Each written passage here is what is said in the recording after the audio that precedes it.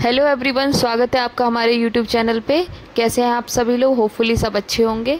तो मुख्य सेविका से संबंधित कोर्ट केस के लिए सभी लड़कियां बहुत ज़्यादा परेशान हैं। सब जानना चाहती हैं क्या चल रहा है, कोर्ट केस हुआ है या नहीं हुआ है। तो पहले ये एक न्यूज़पेपर की कटिंग वायरल हो रही है, ये सब कटिंग आपने देख ही ली होगी। इसमें साफ साफ लिखा हुआ मुख्य सेविका के 3616 पदों पर भर्ती का पुराना विज्ञापन निरस्त। इसमें लिखा हुआ बाल विकास सेवा एवं पुष्टाहार विभाग ICDS में मुख्य सेविका के 3616 पदों पर भर्ती के लिए 2 चरणों में जारी विज्ञापनों को निरस्त कर दिया गया है। साथ ही आवेदन करने वाले अभ्यर्थियों को 60 दिनों में जमा शुल्क वापस देने के निर्देश दिए गए हैं।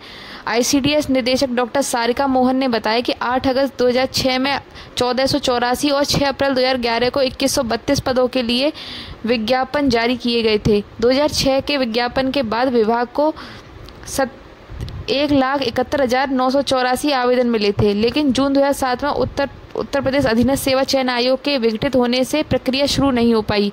इसके बाद 2011 में दोबारा विज्ञापन जारी किया गया था, लेकिन शासन ने रोक लगाने से भर्ती नहीं हो पाई।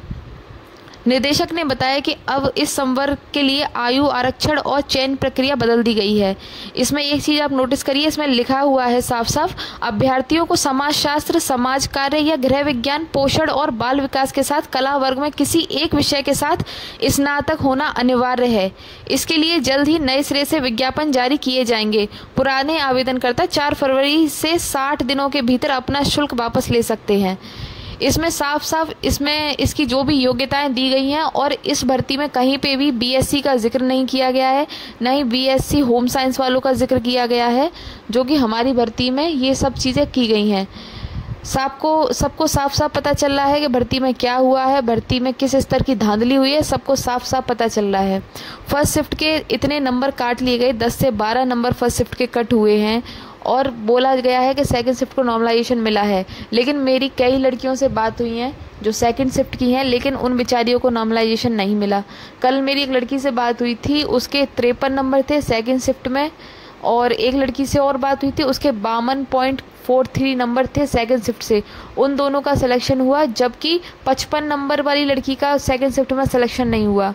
कुछ लड़कियां सचिव जी से भी मिलने गई थी, आयोग गई थी, तो आयोग से कुछ ऐसा जवाब मिला जिसको सुन के हम लोग तो पूरी तरीके से शॉक्ड हो गए, और अगर मैं आपको बताऊंगी तो आप भी पूरी तरीके से शॉक्ड हो जाओगे। आयोग में बोला गया, हमको तो पता था पहले से ही कि यही होगा, जाओ कोर्ट में बात करेंगे।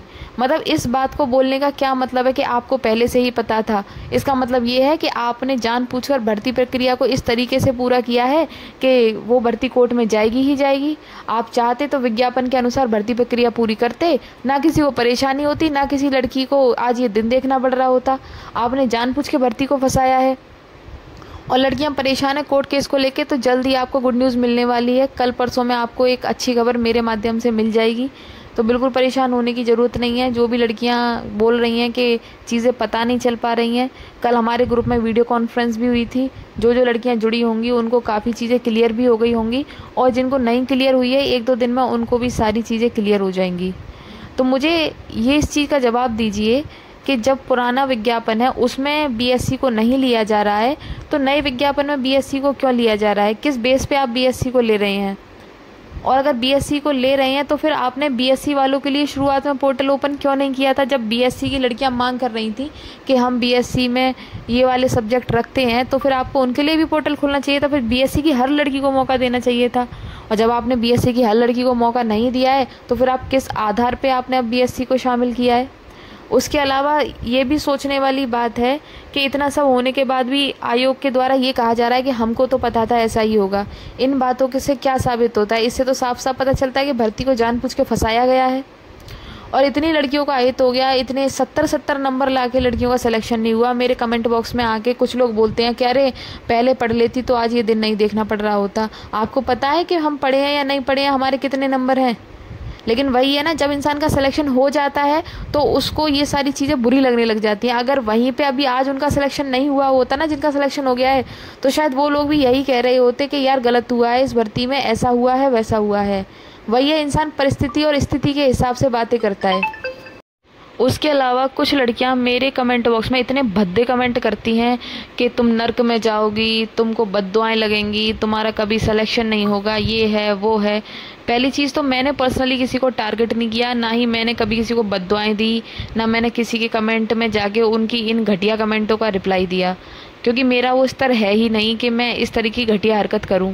और बाकी की जो मेरे कमेंट बॉक्स में आके इस तरीके के कमेंट कर रहे हैं, वो पहले देख लें कि जब वो किसी का बुरा चाह रहे हैं ना, तो भगवान उनको देख रहा है।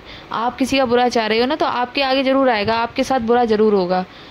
मैंने आपको एक बार भी बद्दुआएं नहीं दी, मैंने आपके लिए कोई गलत नहीं बोला, मैं सिर्फ अपने इंसाफ के लिए लड़ रही हूँ।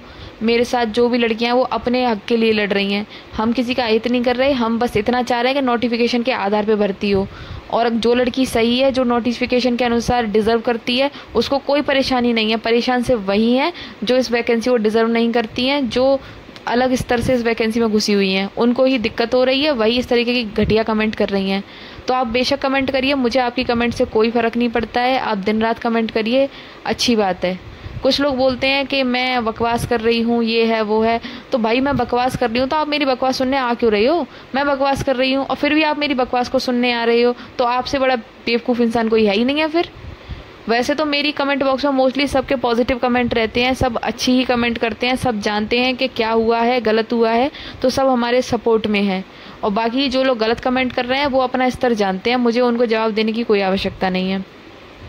अब रही बात कोर्ट केस की, तो सारे एविडेंस कलेक्ट कर लिए गए हैं। इनफैक्ट हमारे पास एक ऐसी लड़की का भी एविडेंस है जो एग्ज़ाम में थी ही नहीं, जिसने एग्ज़ाम दिया ही नहीं, और उसका रोल नंबर सिलेक्शन की लिस्ट में है।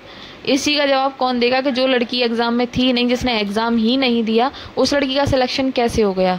और जब आयोग से इसके बारे में पूछा गया तो आयोग से भी इस बात का कोई जवाब नहीं बना। अब इस बात का जवाब तो कोर्ट में लेंगे हम आयोग से, किसी का जवाब दीजिए। भर्ती में धांधली तो हुई है और सबको पता है धांधली हुई है। मैं ये नहीं कह रही कि सारी लड़कियां गलत हैं और सारी लड़कियों का सिलेक्शन धांधली से हुआ है, लेकिन बहुत हद तक भर्ती में धांधली हुई है।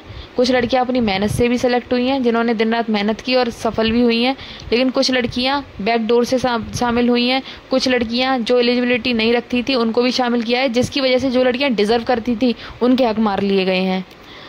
तो हम अपना पूरा प्रयास करेंगे, अपना जी जान लगाएंगे, और हम भी देखते हैं कि हमको कौन रोकता है। हम हारें जीतें ये तो हमको नहीं पता, ये तो वक्त ही बताएगा, लेकिन हम अपना प्रयास बहुत दमदार करेंगे। और कोई भी लड़की डरने की, किसी भी लड़की को डरने की ज़रूरत नहीं है। बहुत सी लड़कियों के पास धमकियां आ रही हैं, बहुत सी लड़कियों को पर्सनली कमेंट मैसेज किए जा रहे हैं, केस ना करने के लिए पर्सनली टारगेट किया जा रहा है। कुछ लोग तो इतने घटिया हैं कि पर्सनली मैसेज में जाके उल्टी सीधी वीडियोज़ फोटोज़ भेज रहे हैं। तो वो घटिया लोग सजग हो जाएं, क्योंकि अगर कार्रवाई हुई तो बचेंगे वो भी नहीं। पर्सनली उनकी आईडी निकाल के पर्सनली कमेंट की जाएगी, सॉरी पर्सनली आईडी निकाल के उनका पर्सनली जाके उनकी कंप्लेंट की जाएगी, और फिर ना कहना कि हमने ये क्या कर दिया या हमें माफ़ कर दो। तो हम अपना कार्य कर रहे हैं, आप अपना कार्य करिए। आप सिलेक्ट हो गए, बहुत अच्छी बात है।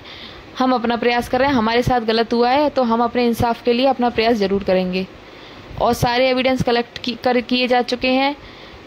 रोल नंबर भी मिल चुका है उस लड़की का जो इस लिस्ट में शामिल नहीं थी, फिर भी उसको ज़बरदस्ती शामिल कर लिया गया। बीएससी से संबंधित सारी यूनिवर्सिटीज़ से जो भी आरटीआई लगा के जवाब मांगे गए थे वो सारे जवाब मिल चुके हैं। पहले जो मुख्य सेवका भर्ती हुई है वो उसको निरस्त कर दिया गया है, उसमें क्या क्वालिफिकेशन मांगी है वो सब भी मिल चुका है। अब हमारा दावा इतना पक्का हो गया है, इतना पक्का हो गया कि हमें विश्वास है कि हम ज़रूर जीतेंगे। और जिसको परेशानी है सामने आके बात करे, कमेंट बॉक्स में बकवास करने की ज़रूरत नहीं है। और कोर्ट डिसाइड करेगा कि क्या सही है क्या गलत है, आप और हम कोई नहीं है इस चीज़ को डिसाइड करने वाले।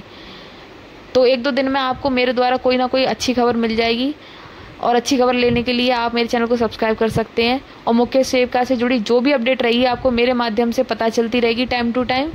तो मुझसे जुड़ने के लिए आप मेरे चैनल को सब्सक्राइब करिए। मिलते हैं किसी नेक्स्ट अपडेट के साथ। Thanks for watching my video.